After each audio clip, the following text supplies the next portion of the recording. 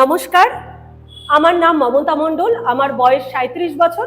আমার উচ্চতা 5 ফুট 3 ইঞ্চি। আমি কলকাতার যাদবপুরে থাকি।